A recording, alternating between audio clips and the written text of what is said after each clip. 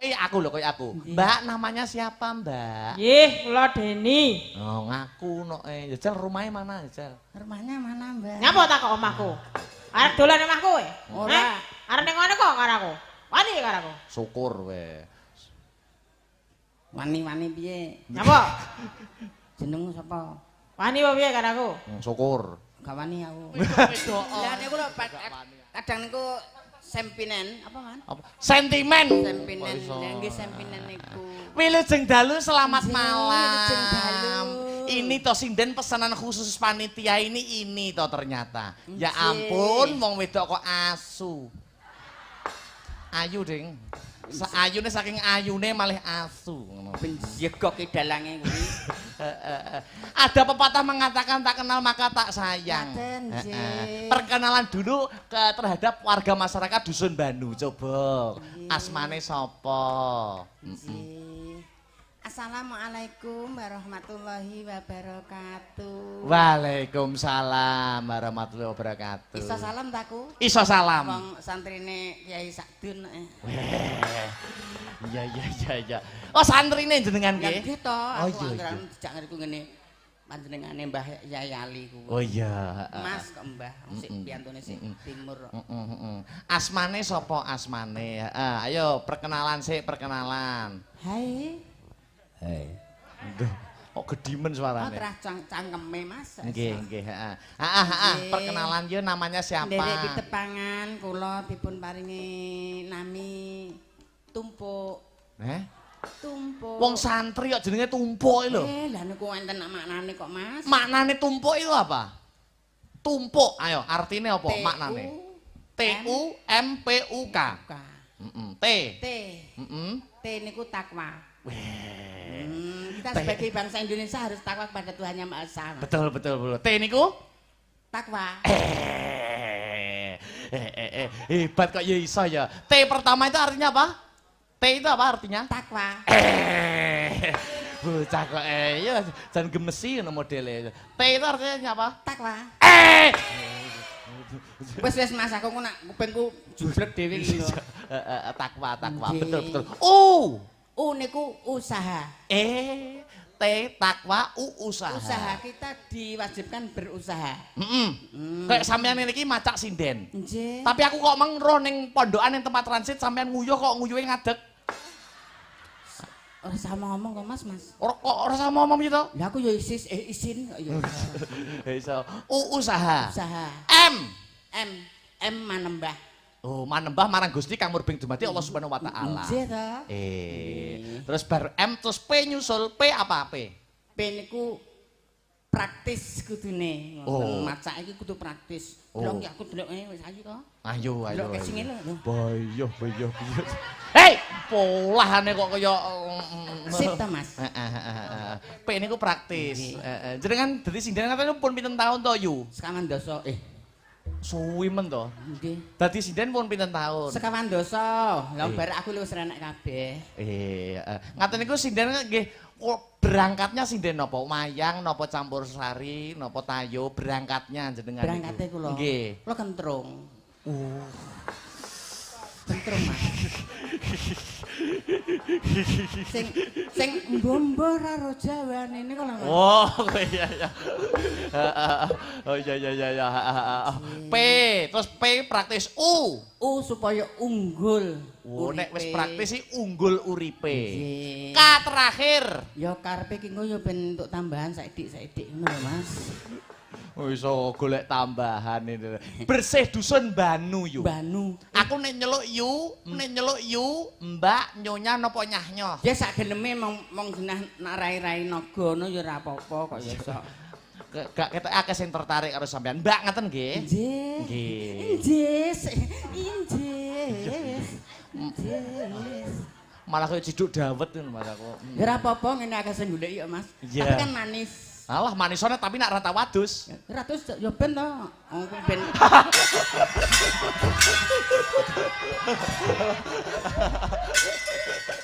Ya ben ya wis ben. Sing rata wadus nopo ngono lho. Supaya ben terang jare.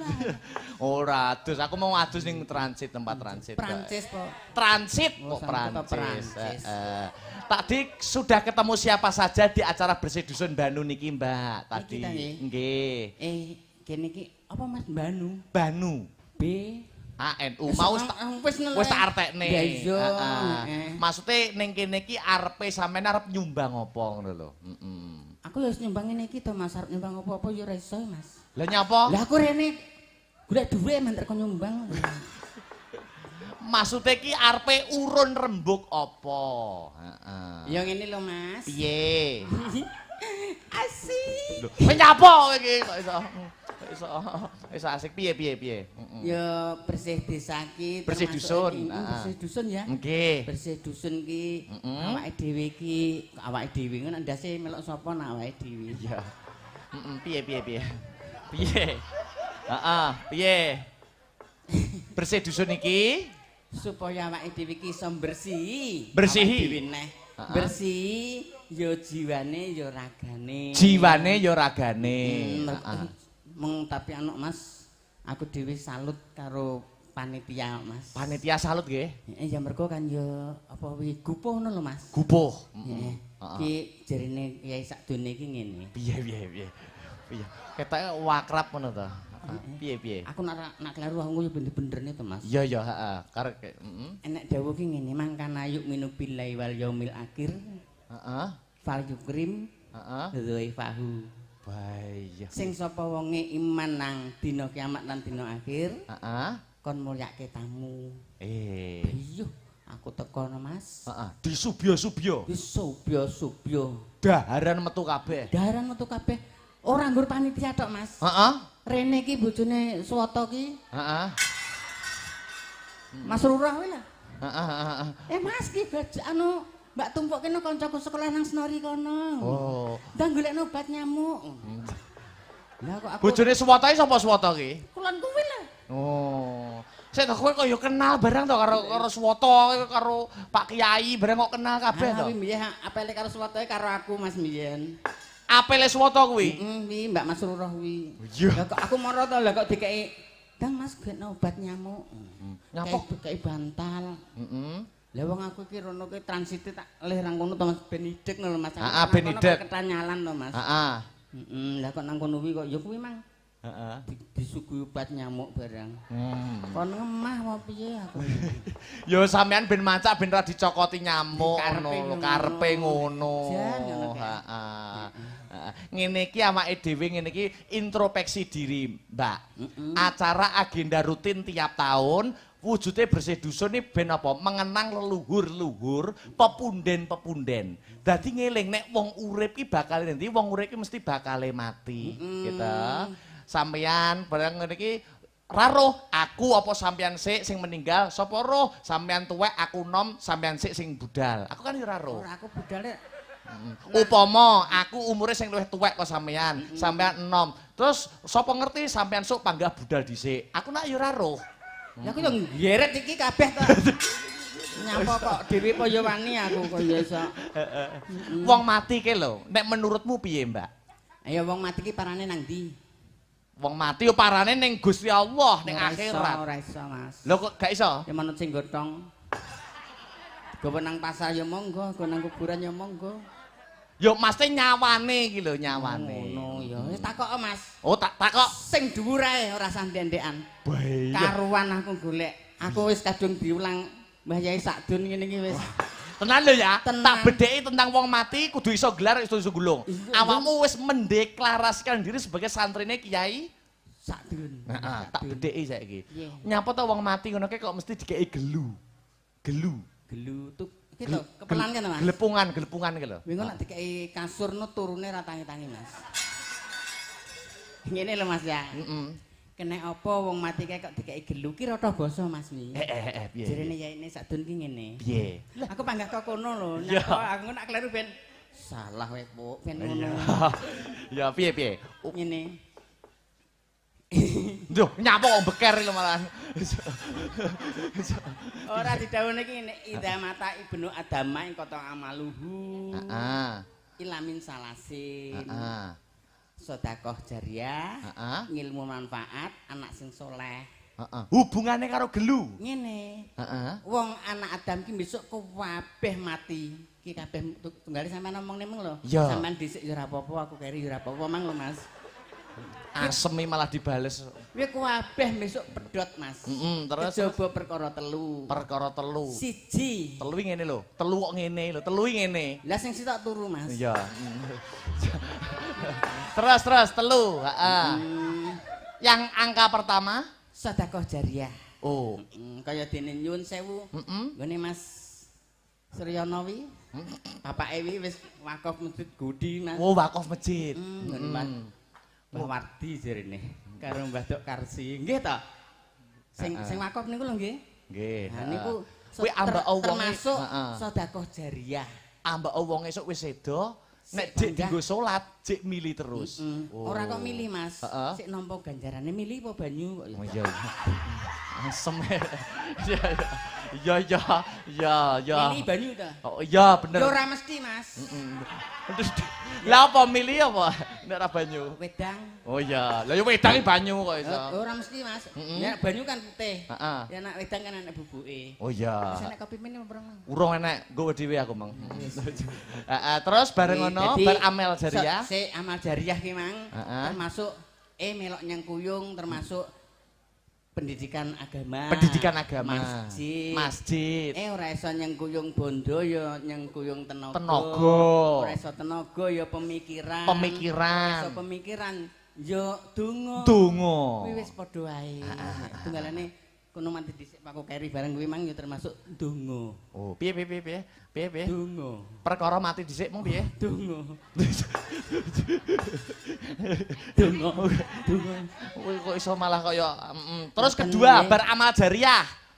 Ilmu sing manfaat. Ilmu yang bermanfaat. Maknanya gimana?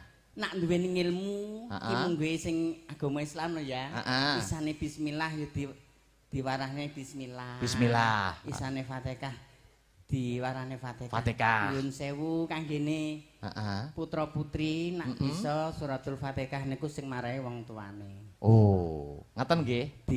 Diusahake nggih. Nggih. Bocah sing cilik niku nek iso pertama kali sing marai suratul Fatihah niku wong tuane. Oh, ngaten nggih. Nek iso lho nggih. Nek iso. Kabeh niku nek iso lho Mas. Ilmu yang bermanfaat. Ambak wonge wis sedo nek ilmune cek dicakne. Cek dicakne ilmu liyane barang lho Mas. Kaya dene pengarahan sing apik. Dalang, Dalang. sinden. Ngaten niki jenengan nglatih anak-anak Mas. pripun? Dalang sing urung mampu wedokan. Lah yo, iya ta? aku to. Iya ya Mas, aku ngerti nek sampean iki gung mampu nang kono nggone kok ya, Mak. Iya. Iya, bener kowe ketek ora percaya modelmu, Ilmu sing bermanfaat. Ilmu sing bermanfaat. Terus ketiga yang terakhir, Mbak. Anak sing soleh. Maksudnya anak sing soleh? Anak sing iso mbangun miturut nggone wong tua loro, iso mendem jero mikul dhuwur, migunani tumrap nusa lan bangsa lan agama. Oh, upamane sampean kudu iso anak sing mendem jero mikul dhuwur. Sampean momo duwe anak, terus anake sampean mendem sampean ngono. Ya ora ngono to, Mas. Lah maksudnya piye? Maksud iki aja ngantek nglirwakne wong tuwek, ngisin-ngisinke sing tuwek ngono artine ngono. Iki termasuk anak sing soleh tunggal iki mang ya anakmu mbok endi to Mas aku ngono. Heeh, sapa kuwi? Mas Lurah. Oh, Mas Lurah. Tak pondokke nang Jawa Tengah kono lho. Oh iya. Apik. Weh, kita kok akrab ngono modele. Ya dumunge kanca sekolah SD lho Mas mbiyen. Oh, karo Pak Lurah? Gong ya aku Mas. Oh, karo kok Lurah gak ya? Pak Lurah pundi nggih? Oh menika ya Allah nggih sik timur ganteng. Kan kok iso ganteng bareng gitu. Aku nak wong ganteng kudu nang nguri kono Mas. Lah aku nang nguri ngene Mas Lurah kono. Awor sapi Mas aku. Lah salahmu awor sapi kok iso. Ya alhamdulillah duwe sapi bareng. Mbak Tumpuk. Niki banyak permintaan lagu. Emang ya enek Mas, Bang. Budi, sisan kene. Iki permintaan ada sing ninggal katresnan. Sik tak wacane siji mboko siji nggih. Nggih, tak waca sik karo Mpoko karo Disambi. Mas Puji meng njaluk greges. Masa kok greges? Griges kok greges. Ya. Nyuwun sewu Mas nggih. Nggih. Ngapunten. Iya. Iya, kuwi nggonku nyamput dinggo kono. Ngimbangi kok ora. Sugeng rawuh Mas Dalang, mugi-mugi rahayu saking kula. Ya. Sapa iki? Sapa ki? Pah Warin. Oh. Nuwun gending gubuk asmara. Ya, matur suwun, Sik. Ki enek neh. Sampurasun Mas Dalang ingkang kondhang kaloka saknuswantara. Mas Dalang kula nyuwun gendeng. Gending. Gending, wo dikeki wulu iki. Ora, wulu-wulune jabutan. Aku nanti kei wulune Nyuwun gending ayang-ayang saking kula ibuke Hilna. Ya, terima kasih. Enek neh, sugeng dalu niki saking grup rayap kecil. Nyuwun gending kutut manggung mandhape Jambu Alas. Biyuh, matur suwun. Waduh. Manggungi sawi. Aduh men kek. Lah iki lho sing niat njaluk lagu ya iki lho. Ngantek diketik. Heeh. Ngantek diketik lho, iki lho. Wah, wantol. Wantol. Sugeng dalu mak cange saking kula Ibu Wartiah kalih Bunda Pikah. Wah. Niki macane Pikah napa Piah? Nyuwun gending ninggal katresnan versi jaranan salam kagem sedanten masyarakat Dusun Banu. Mugi kabul kajatipean tambah kathah panene tambah kathah subur bumine selamat sing ditangkap ugi selamat sing nanggap. Amin. Oh, iki lho gambare. Wah. Nggih, Jan. Pisang geni. Grup Polangan Sapi. Polangan sapi iki to, Mas. Polangan, Polangan Sapi lagi. Mbah aku waduh. Bapak Sedik, Bapak Budi, Bapak Supat, Bapak Warsono. Gending aja lamis, mandhape blandhong. Ana neh. Assalamualaikum Pak Akbar, Mbah Jarno nyuwun gending gubuk Semara. Akeh gubuke Semara kenang-kenangan nih Mas Paling. Podang kuning matur suwun. Ya, Cek enek meneh lho iki. Wong akeh iki. Sik, kurang siji.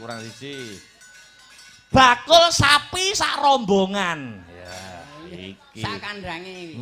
Nyuwun gending kelinci ucul kalih sambel kemangi. Wah, bakul sapi nyawer sak juta niki. Bakul sapi susuk 950. Iya. Ya. Aku tak puwadang ngono. Nggonmu tak buka isik iki.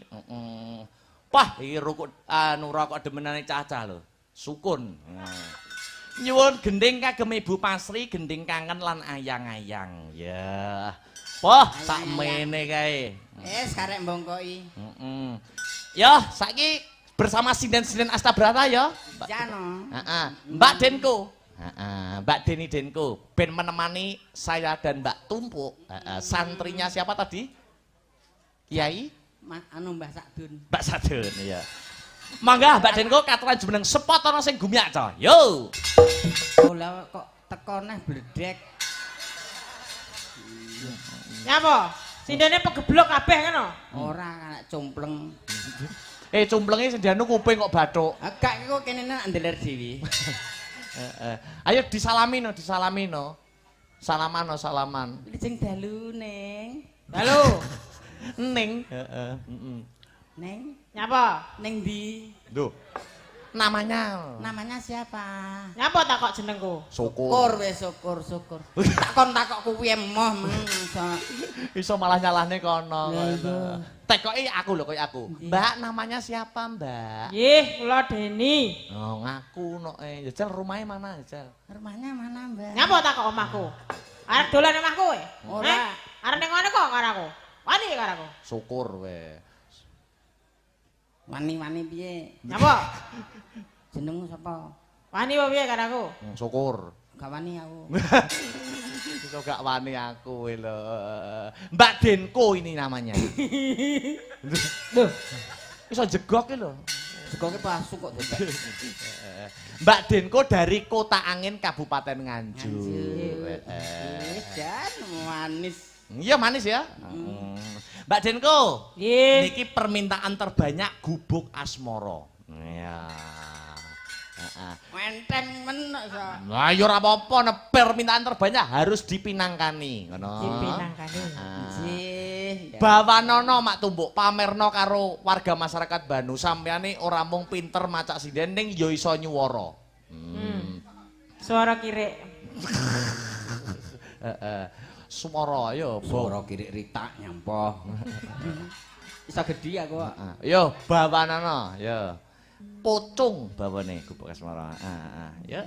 Sak pinten Mak Bandi? Iya, Mak Bandi. Jenenge dudu Bandi kuwi. Sapa? Ronaldo. Nggih sak metu-metune Mas nggih. Nggih, ora apa-apa wis to. Kadang ya ngene iki suara-suara buta. Ora apa-apa. Ya. Sapa sing raruh kok sok. Ya. Wah, apik tenan. Urung Mak. Urung Mak. Lanange metu. Ya. Nyingkar nyingku. Alah nek kemayu. Kemayu tanding tanding tang. Tang tang tang tang tang tang tang tang tang tang. Koyok ngene kok santri lho. Kaya punya. Nyok ya ben dimangane kethek. Wiwi. Ya. Tane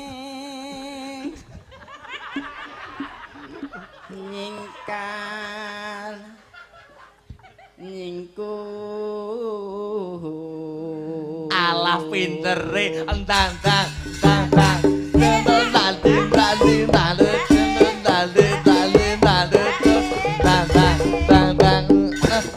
sayang anak. Aku kok nek digomleh gigeret-geretan anak tenan piye? Lingsem ya. Yen ki. Allah. Lah kok dicolong iki lho. Ya. Sing Kok nyolong sapa? dicolong sampeyan kok. Ya teko ngarep to. Lingsem ya. Iya Mas, nek kok ngarep ra penak Mas. Yo. Megah aku. Meres. Jere rung mambu. Apa to kuwi apa? Apa to kuwi aku ora genah kok. Gending.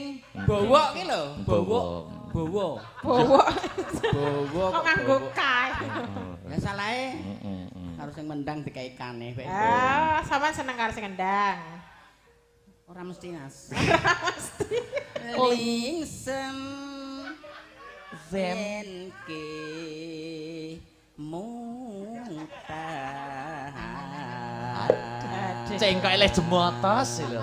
Kemayune ra. Mayune. Entuk sampean nek pomo karo yoga-yoga ki sing sampean senengi sing endi? Heeh, yoga astabrata nem kabeh semene iki mau memilih Kira-kira sing dipilih sing endi? Ya panggah Mas Bandi no.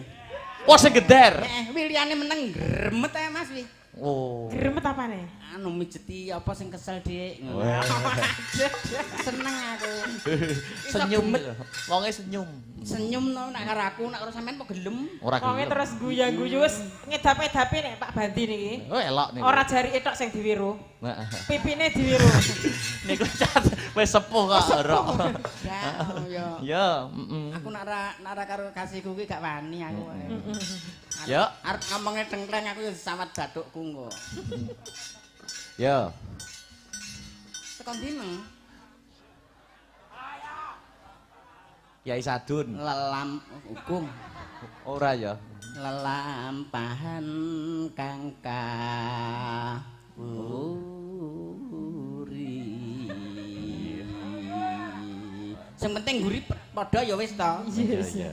Cengkok ndeledek ya. Dledek kon dhuwur kono ki saka gunung. Tresno tulus suwi Mas ra tau petuk tulus aku. Kok iso goleki tulus barang iki lho.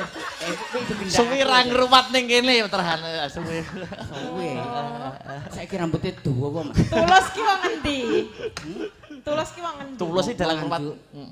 Dalang ruwat. Pengen diruwat apa piye? Mboten. Heeh, dalang ruwat bareng ngruwati sefecenan karo gendakane to. Sayang. Dalang ruwat model piye Oh, ya? nak bareng dalang tak sureni Mas. Gogrok kabeh. Sengkolone. Ya. Tresno tulus najan engku buk asmara. Iya. Sip. Ya, Gubuk Asmara ya dadekke ya bersama Mbak Deni Denko. Oke, coba kaya ngapa? Yo terus. Maka buka celuk mawon, yuk. Yen liwat aku ke. Matur suwun. Oke. Oh ya. Matur suwun. Ya, kaya melok-melok. Ya ora oleh ya iso. Niku wau minangkani pamundutan terbanyak Mbak Tumpuk. Nggih, Gubuk Semara. Gubuk Semara. Ya, Gubuk Semara. Masih banyak permintaan yang lumantar nawala utawa kintaka dan lumantar pesan-pesan masuk WhatsApp dan DM. Ya. Saiki zamane modern kok Mbak Tumpuk.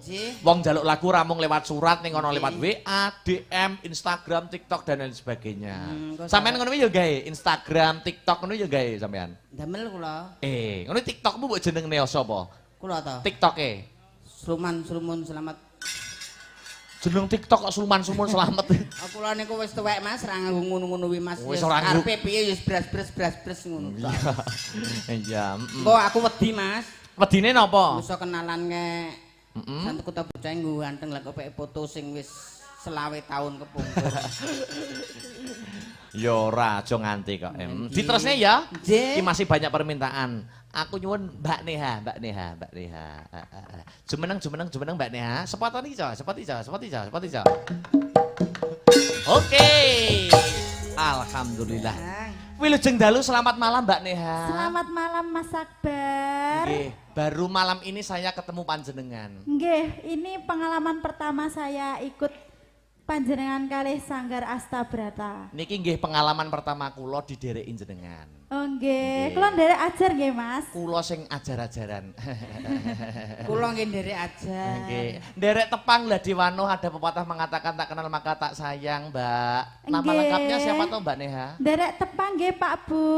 Nami kula Neha Ayu Silvani. Wah. Sing guyu sing tembung lho. Neha Ayu Silvani. Nggih. Aslinipun kelahiran pundi Mbak Neha? Kelahiran wonten Madiun, Jawa Timur. Madiune pundi hara? Madiun Selatan, Kebonsari Mas. Oh, Madiun Kondang Kota Brem Mbak Tumpuk. Nggih, Kota Pecel. Ya Pecel. ora-orane lah aku mengko gak ditakoki menduwetel ngono to. Hah? Aku mengko gak ditakoki ngono. Loh, ya, Pengen, Mas, iki kita pengen. pengen. Ya, Nggih, tempat nggih, tinggalnya Mbak Neha Madiun. Iya. Ya saiki Mbak Tumpuk Lanjut. tempat urung sik to. Heeh. Tempat tinggalnya Mbak Neha Madiun, tempat meninggalnya Mbak Tumpuk? Wis urung Mas. Weh, piye to? Tempat tinggal maksudnya. Maaf salah ucap. Meninggal. Sik suwi Mas aku. Oh, sik suwi ya. Lah engko sing ngramut cacah ki sapa? Buyuh. Sing ngemut cacah piye to? Ngemut dengkul kuwi kok iso. Ngeramut, Nggih. Tempat tinggalnya mana? Sinten? Ya jenengan toh, masa wong liya. Kula mbrebet nganjuk. Oh, Sambil nganjuk. robyong. Profesinya selain sinden apa? Kula. Nggih. Ora mesti Mas, kadang unggane wedhet. Jare enek kondhange sampeyan iki mudin. Ana ora usah ngomong to Mas. Memang puji sing paling sing nduduhi. Puji sapa neh Wis njaluk greges meng. Oh ya grigis. Mbak Neha, Nggih Mas. sak menika napa sampun lulus S1? Kula niki sampun kantun nunggu wisuda. Wisudanya kurang lebih bulan apa Mbak Neha? Oktober bulan kelahiran saya itu. Oh iya toh. Iya. Tanggal berapa? Tanggal 8 Oktober 2000. Ngalah tanggal piro aku tanggal 36 erang gumun. Ngene iki perkenalan iki kok sirik toh, kamu itu kok sirik toh. Ngene iki perkenalan kok saya itu baru diikuti Mbak Neha malam ini. Mas Heru, kita apa ya mbiyen? Ngapa kita apa biyen? Ya iya. Oktober nggih wisuda nggih. Iya Mas. Oktober. Tapi Mbak Neha ini kelahiran tahun berapa toh? 2002. Oh, 2002. Berarti masuk kuliah tahun 2021. Oh, 2021. Nah, kula tahun Nggih. 50 Mas. Sing takon sapa? Oh, iso. Menawa nak takok. Ora. Yes, aku tahun 50 her. Iya, nggih Mbak Neha, makasih nggih. Salam kenal. Ampun kapok ikut Astabrata. Mboten, Nggih. kula saestu nderek ajar. Berarti Mas. niki menunggu kuliah, menunggu wisuda, berarti ini sementara di Solo dulu. Iya, kadang di Solo, kadang di Madiun, kadang di sini, kadang di sana juga. Oh iya. Pokoknya Mesti di toh. mana. Kalau Solo ngekosnya di mana? Enggak, maksudnya itu kalau anu itu loh. Ya, maksudnya di kentingan atau Ya, di kentingan. Oh, di kentingan. Ya dikentingan Mbak ya. Nggih. Saya dikentrongan. Karepmu Ya ya. kentingan wedok. Nek Pak lanang. Kentongan. Kowe berarti lanang. Yuk meneng itu Mas. Heeh. Mbak Neha. Mas Akbar, Mas Akbar, Mas Akbar. Ya. Mas Herman. Ndak apa kok Irman tenang lho. Ora oleh ya, So. Apa sing oleh nyeluk Mas iku ngono tok ya, So. Kok kasih 3 permintaan Mbak Neha? Apa tuh? Aku. Pilih mana? Iya kamu dong. Rungokno berat tapuk kowe nggo. Mbak Neha, takut iki aku kok mau. Enggak, ini milih tembang. Iya. Ninggal katresnan, Nggih. podang kuning, Nggih. karo apa masih tok kok lali. Jul pacul. Ora, ngono iku. Podang kuning, ninggal katresnan karo sambel kemangi. Monggo dipilih antara 3 itu. Ya. Ninggal kene sambel katresnan mawon. Oh, ninggal katresnan. Nggih. Ya, diwalik pelok. Ayo diwalik pelok Mas Bandi ngono lho. Mas Bandi ngono lho. Mas Bandi. Ah. Halo. Halo. Allah modele kaya ya ninggal katresnan. Coba kaya ngapa bersama Mbak Neha Ayu Silviani. Ya.